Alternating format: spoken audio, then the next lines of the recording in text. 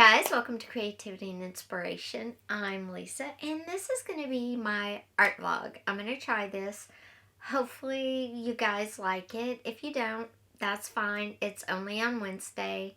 So let me know down below in the comments if you like the kind of vloggy style. I wouldn't do this all the time, but for art, it kind of works well. Oh boy. So I have been busy. I have two other channels. I do vintage. I'm a I'm a vintage reseller. I do vintage design for home offices, that kind of thing. Plus I'm a personal property appraiser, certified personal property appraiser. So I can, like if you have a painting you want to insure, or if you're donating, something antique vintage to a museum, and they need an appraisal for it, that kind of thing. Or estate sales, I can come in and appraise items and make sure that you get as close to, value as possible. Of course, we all know doesn't always work with estate sales. And so I have that channel, LS Vintage Design, and then I'm also a certified personal trainer. I have a focus working with seniors and with women 50 and older, 40 and older, in that range.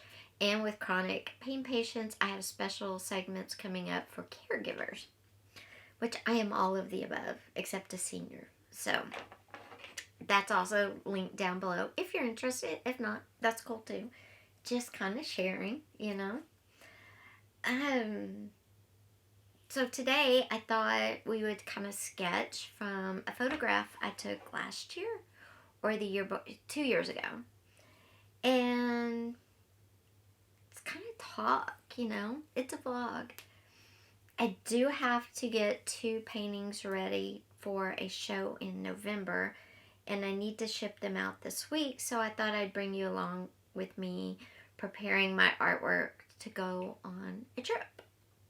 I'm excited. It's at a gallery, David Jones Gallery in Kansas City. I've shown there multiple times, and yeah, I had 2 accepted, which is exciting. This is one. This is Ghost of the Arctic. It's a mixed media piece because the polar bears are actually a different material. So this is one, and it's already done. I need to take this off and make new. But this is what I mean prepare. You have to put wire on the back so they can hang it. If it doesn't come like this for this gallery, they will not show it, and they'll just ship it back. I have to make some tags with my name, the materials, and the price. But this is one, and then the other one, I don't know if it's in here. I moved a lot of my art into the living room because my creative space is very small. Don't get me wrong, I'm not complaining. I'm very happy I have a creative space. But yeah, we're getting ready to redo all this too, so you can come along with me. Definitely for that. I thought I kept a lot of smaller paintings in here, but it seems like I moved that one, the other accepted one, into the living room. I was going to show you this one. I don't know how much you guys watch different kinds of YouTube, but we've probably all at some point watched the beauty influencers, right? For makeup and stuff. And this is my beauty influencer walking the red carpet at the, what is it called? The YouTube Awards? Tubies? I don't know. Anyway, and these are flash bulbs going off behind her. Anyway, I just thought it was funny, and it's fun.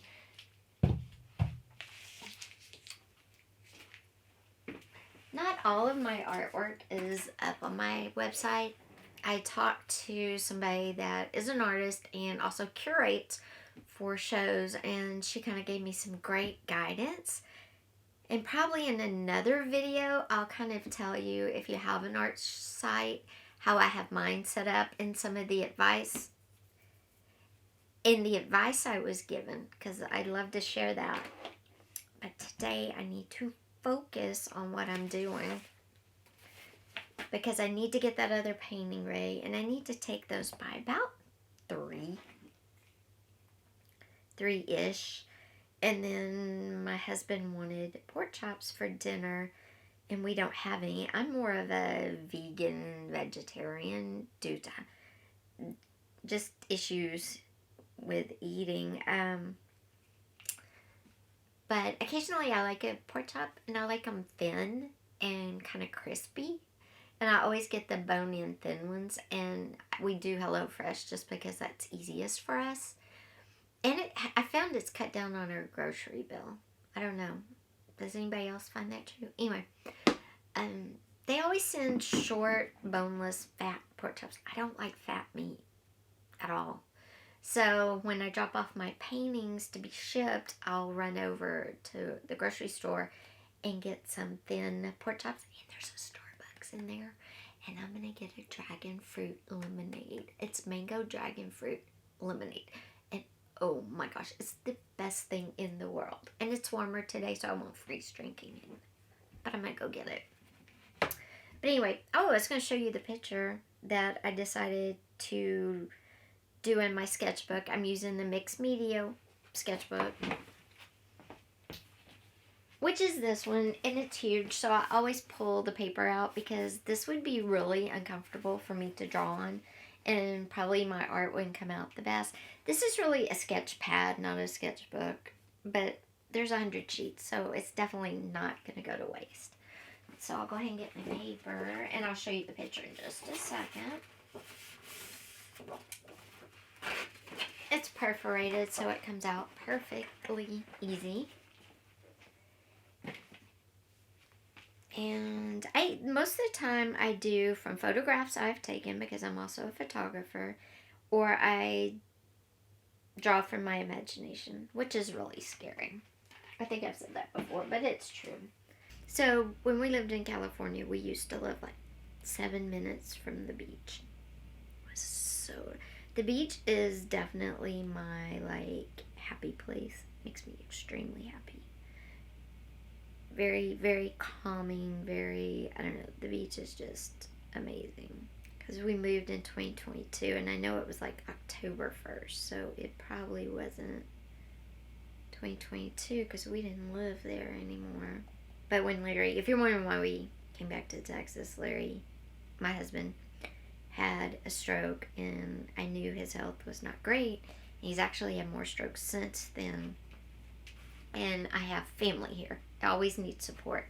So anyway, this is what we are painting today.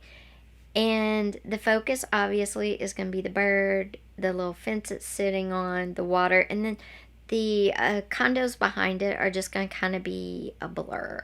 Kind of like when a camera focuses on the main thing and everything else behind it is a blur.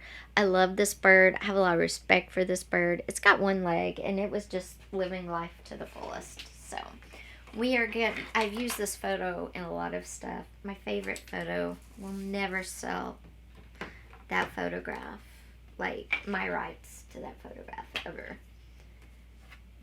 But I'm going to mark off, I think, a 4x6 section like I always do. And I'm going to pull my paints. Oh, I went and got some more paints yesterday, too. I might as well show you what I'm working on. I'm doing a solo show. I'm not releasing what it's about yet. But I've shown you bits and pieces here. And this is the canvas. That's the next part of the solo show. Pretty excited about it, but I went and picked up, I wanted to get the same green that I've been using, which is this one, and it is, sorry I can't see it, Black Forest Green, and it's a really pretty deep dark green, but of course they don't make it anymore, so I had to go to Michael's, the paint store, and I looked around and couldn't find the exact thing, but I found this one. This is Hauser Dark Green. So we're going to use this one. And then I also got this Hauser Medium Green, which I thought was pretty. Kind of reminded me almost of an olive green. And then I'm getting ready to do like a city streetscape. And I don't know if you saw, I don't know if I showed the mountain big 24 by 30 canvas I did, but I did that in pinks and greens and blues and yellows, kind of not realistic, just kind of ethereal. And I'm going to do the cityscape the same way. So I got a big thing of pink because my pink was gone basically, and a big thing of yellow. And I know you're like, you have yellow on your desk, but that one's dark. It's kind of dry. It's not dry, but it's not fluid. And then this one's lighter, which I'll probably mix in with this one, but I use yellow a lot. So, anyway. And I might do another, that was another thing. I'm sorry, if you watch artists at all, you'll notice we all kind of skip around, and sometimes we have a habit of not finishing sentences, and I don't know why. And I thought I was weird, and it was me, you know, my CRPS, my brain tumor, whatever. But then I started watching my favorite artist of all time, Sandy Hester, and I'll put a link to her channel below. She is amazing, but I've noticed, 1, she doesn't finish her sentences. 2, she's kind of like boom, boom, boom, all over the place. 3, we even kind of dress alike because she'll have on sweatshirts with no neck cut out of them and stuff like that. So it's like, oh, I found my sister, you know, my soul sister, because we have so much in common. Yeah, so it's kind of cool. Anyway, I'll link her channel below.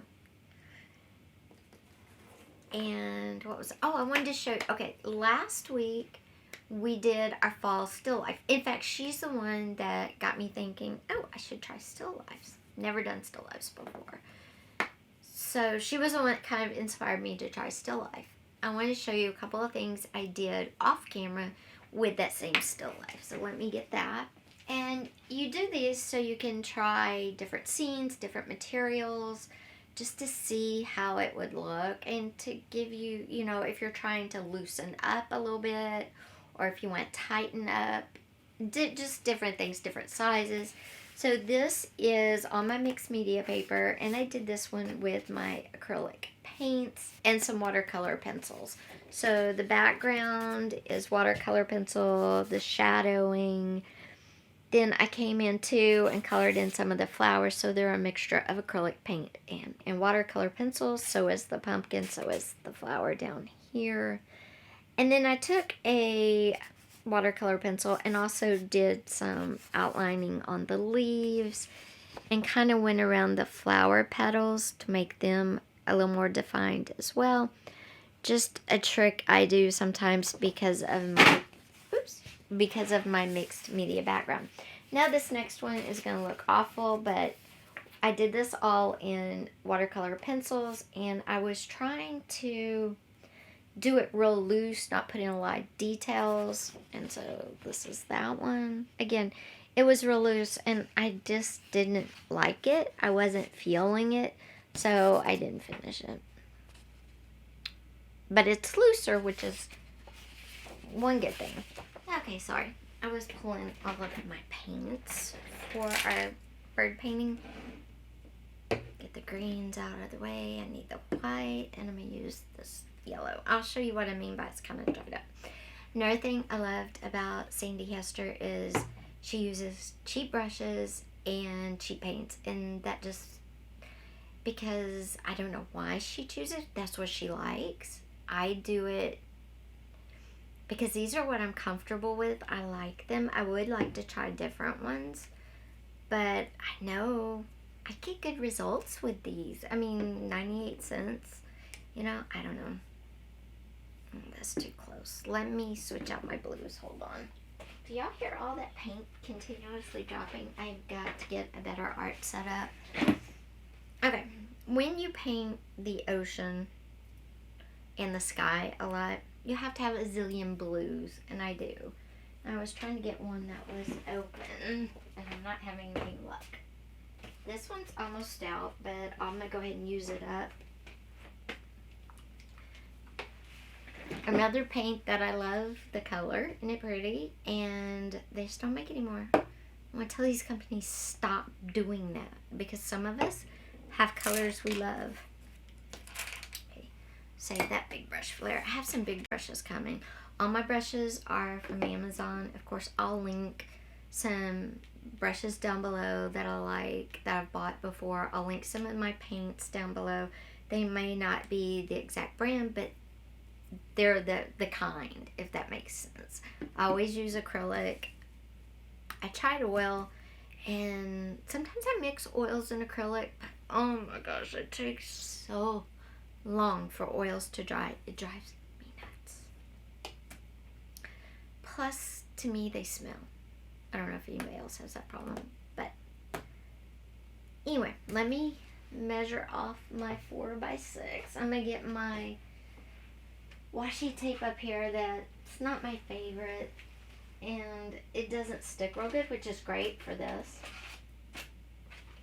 I want the size marked off, but I don't want it to be a good washi tape. I want it to come off easy.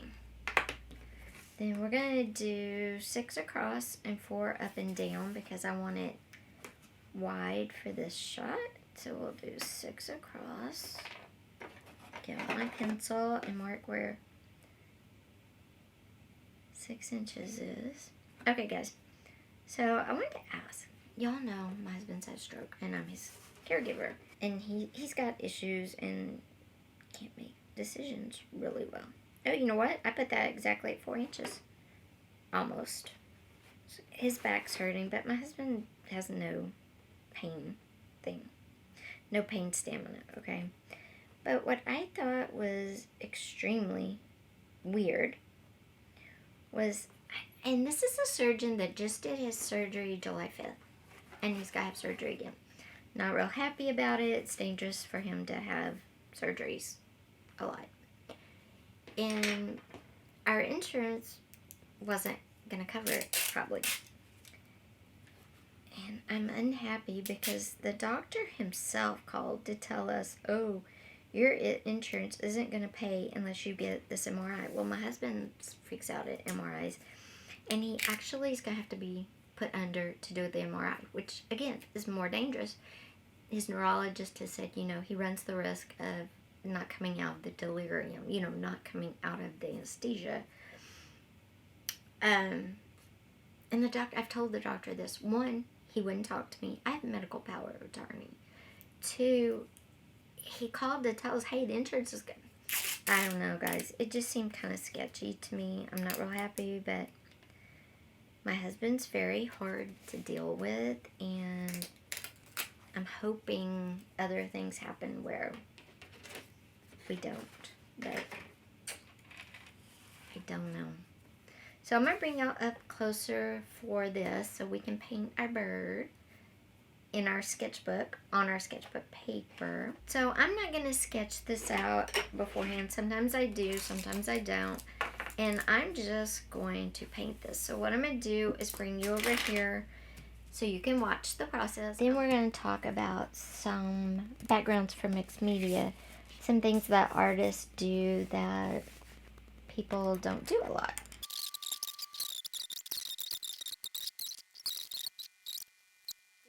Pretty cool. And for a loose interpretation, I think it's amazing. Okay, so this is my living room. And the balls, my dog's treat balls right there. The paintings are all over here. And I think it's probably right there. Sorry, my arm is not long enough, but there we go. Put it up there so you can see it.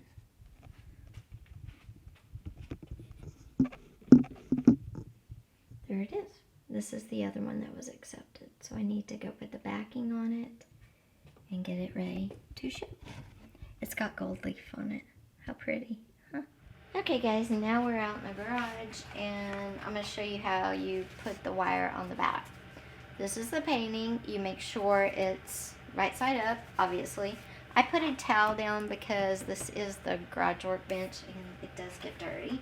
I have my wire here and it's a stiff wire, but it is bendable. I don't know, see, just wire. And then I got these from Amazon. They're called D-rings, and you need these if you're going to get work ready to show. And it's a hook, and it comes with a screw. And when you're putting it on the back of your painting, you come about a third of the way down. And that's where all galleries are fine with you putting it. So you come a third of the way down and just screw your D-rings in and stretch your wire across. And I'll show you that in just a minute. And I wanted to show you this because when I first started submitting my artwork, I didn't know how to do this. And nobody tells you. And I'm going to show you how to wrap the wire correctly too, because I did that wrong too. Some galleries will give you like a drawing, you know, of how to do this. But sometimes those drawings are kind of hard to understand. You will also need some painter's tape or, oh, what's it called? Looks like this. This kind of tape or this kind.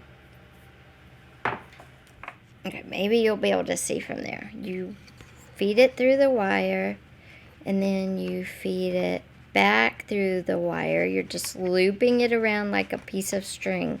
Only wire has to be stiff enough to hold your painting.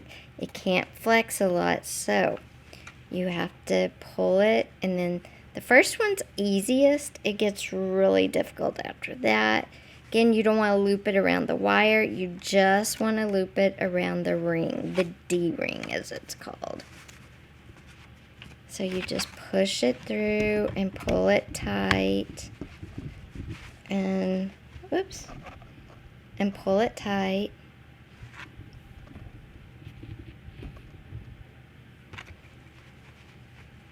And you do it as tight as you can. See, I always get stuck in one point because it's hard to keep pushing it through. But you have to pull it and pull it. And it's like tying a shoestring that doesn't want to be tied.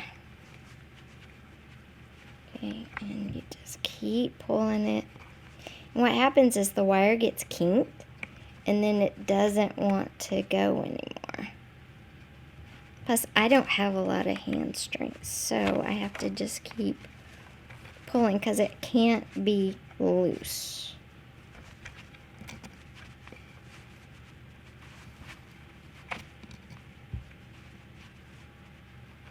And you just pull it and pull it and pull it. Okay.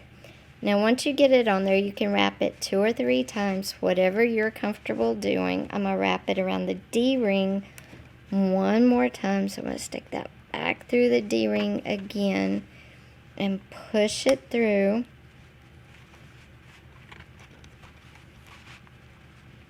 And you push it through as much as you can. And then you try to pull it the rest of the way. Okay, and then when you get it like that, then you bring the extra wire, this part right here, and you bring it out and you wrap it in the front of it.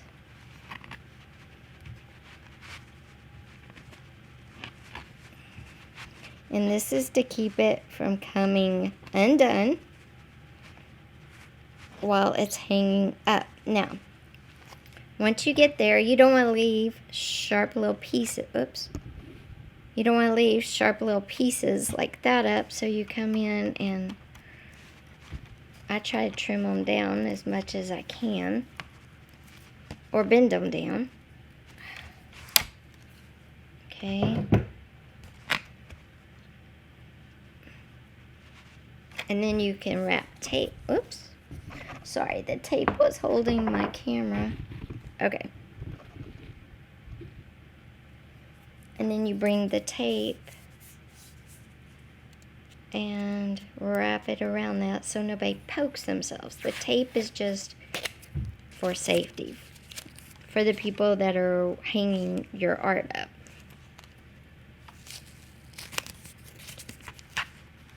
And you just wrap it like that and wrap it around a couple of times. Just wrapping it like that and kind of mashing it all down. And that's it.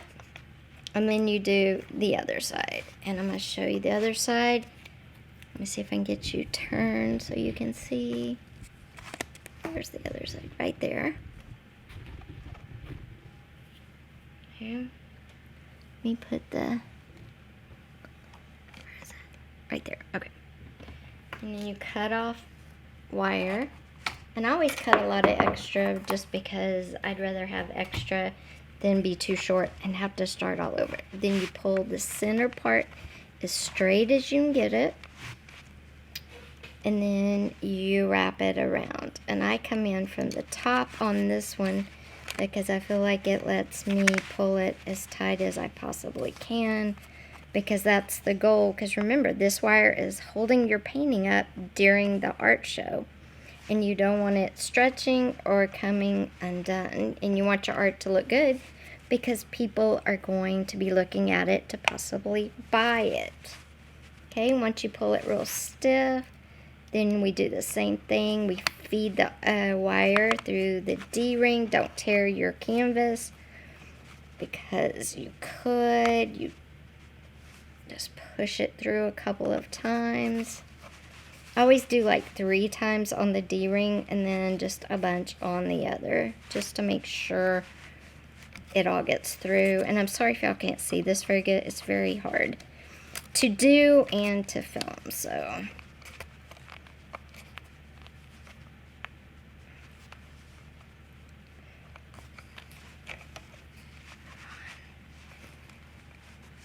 Alright, you know what? We're just not going to go again because we actually have a good...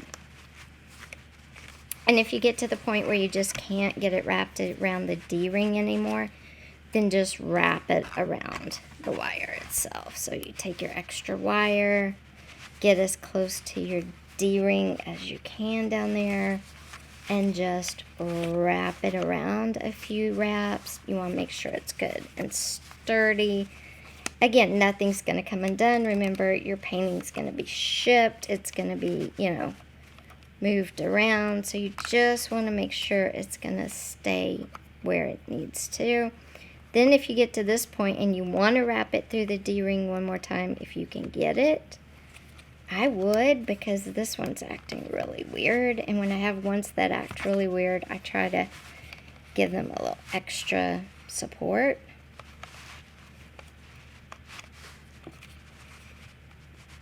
Okay, yeah, I'm glad that seemed to help.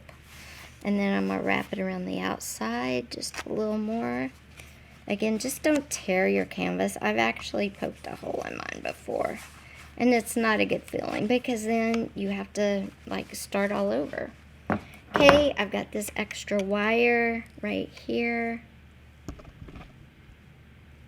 Right, see if you can see it. Got the extra wire in my hand right here. I'm just going to snip it off as close as I can.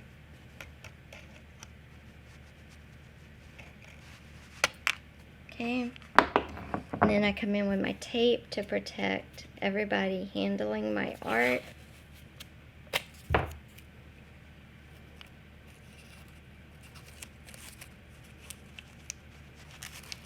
You can use the tape to help you squish down any parts that you might want to squish down too. I'm going to use these to kind of see if I can get a little bit more squished. There we go. I use my wire cutters sometimes to squish the wire.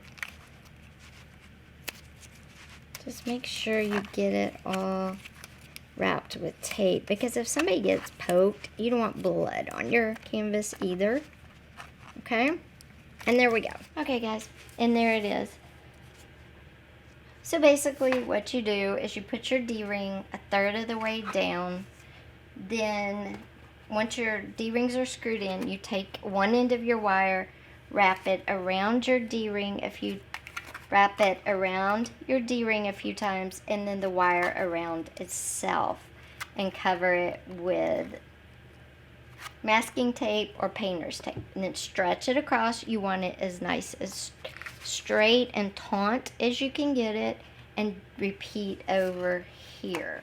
Hey guys, so I'm editing this video and realized the beginning of day 2 got wiped. I don't know why, where, but it did. So I'm recreating the beginning of day 2 yesterday for you. That's okay.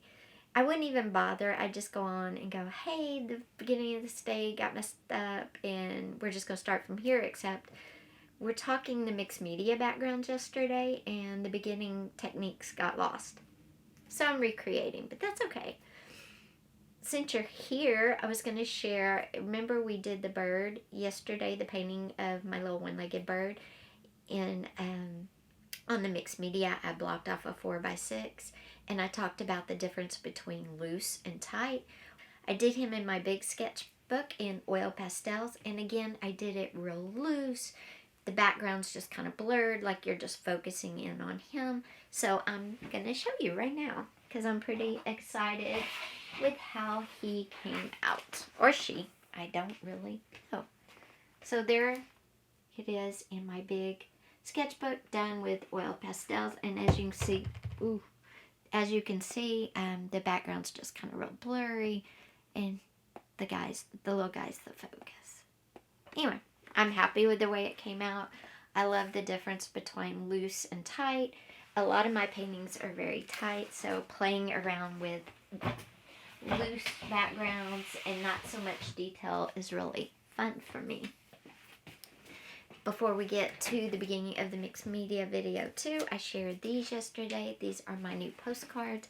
I drew these in Procreate. I'm super pleased with them. I think they came out beautiful. I love tigers. I love those trees and snow. Like I said, these were done in Procreate. And the back, this is my trademark for my postcards, the little frog with the fly, and then my initials are there in the line, and the same one is on the back of this one as well. So that'll be on the back of all my postcards. That's how, and my initials. That's how you'll know they're mine. But anyway, these are going up on my website later today, and the stickers, so everything is linked, of course, below. I wanted to share those. Super excited. Love how those came out. You'll see more Procreate in the mixed media background video coming up. So let's jump into it, because the first part of this video where I talked about the beginning backgrounds for mixed media got lost. And these are backgrounds that I've seen mixed media artists that show in galleries use, and I wanted to share some of them with you. The thing with these backgrounds is time. You have to let them dry. And the first one would be to take a gesso or a wall putty, real thick, lay it on your background, whatever it is, and imprint in it. You can draw in it with the tip of a pen. You can use a paintbrush handle, upside down. You could stamp, if you have wax seals, you could stamp a seal into it. You could do something as easy as bubble wrap in it, or those bags that lemons come in and imprint. You can imprint with anything you can imagine. Let it dry 24 hours, and then you have a really cool background. You can hit it with white, a color, but what you want to do so it doesn't get filled in, so that the indents or the impressions don't get filled in, is you want to use a wash. And a wash is another technique that you could just use on plain backgrounds, plain paper, plain canvas as well. And a wash is where you take paint and you water it down with water. You could also use watercolor. It just depends on what kind of paint you have. Don't be afraid to mix water with acrylic paints, because acrylic paints are water-based. Do not mix water paints with oil, because oil and water don't mix. Which brings me to our next background. If you want to do a really cool effect for your mixed media background, get some oil pastels, oil crayons, and draw right, and then go over it with watercolor. And you're going to get a really cool effect, because the drawing you made with the oil crayon or the oil paint is going to repel the watercolor, but the watercolor will stick everywhere else around that. And I'll show you that too. Okay, so I went and got my watercolors and some water, and I'm going to show you how this is a cool effect. Okay, now here's our love with a heart written in oil pastels. Now I'm just going to take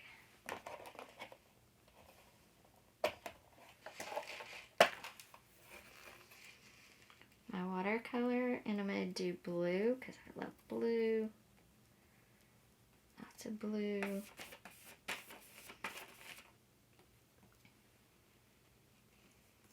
And this is a cool mixed media background as well.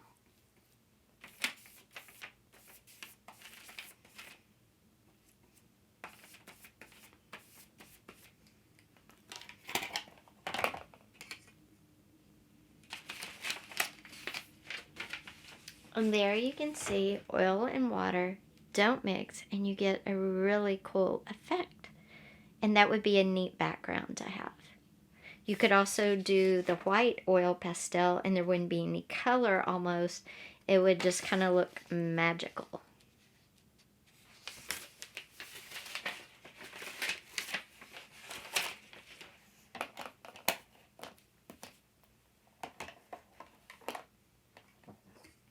Now the rest of the video is going to continue from here. I hope you enjoy it.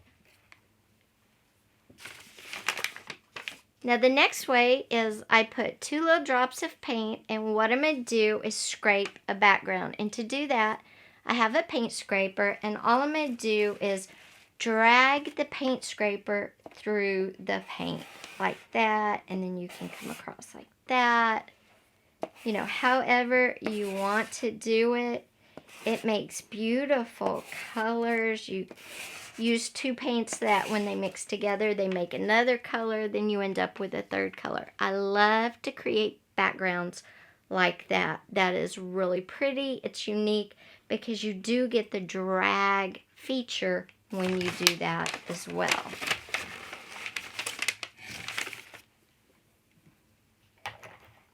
You can do that same drag technique too with a similar technique like the drag is to roll paint on your background. And it can look like this. And when you roll the paint like this, you'll get a lot of mixing. This is red, blue, and yellow. And I rolled it all together. And then I took a paintbrush, the end of it, not the brush part, and drew designs in it. So that's another way to get a background in your mixed media, is to roll the paint together and then take the end of a paintbrush and draw in designs, or do it like that. And what I did to get the hearts was I put a heart sticker down and I rolled the paint and then I peeled the sticker up for the negative space. So that's 2 techniques you can do for your backgrounds. Another cool technique you can do is the dripping background. And with that, again, you can use multiple different colors of paint. You can use inks, whatever you want. To use paint, all you do is get some water and your wash, right? And you bring your wash over and you just have it run down your canvas, your paper, whatever, until you're happy with it. Don't forget, you can move it around and change the direction of your drips. You can create your own pattern by just moving your paper around, and you'll get a unique background that way as well. A different way than just gluing book pages down and throwing paint on them. You can create patterns, words, numbers, letters using glue. You can write out the word, draw the picture, draw the letters or the numbers, let it dry, and then lightly hit it with a paint wash. That's a cool way. Or you can just hit it with a little bit of ink once it dries. Run your ink pad over it and it'll just hit the tops of what you've created. So glue is a great way.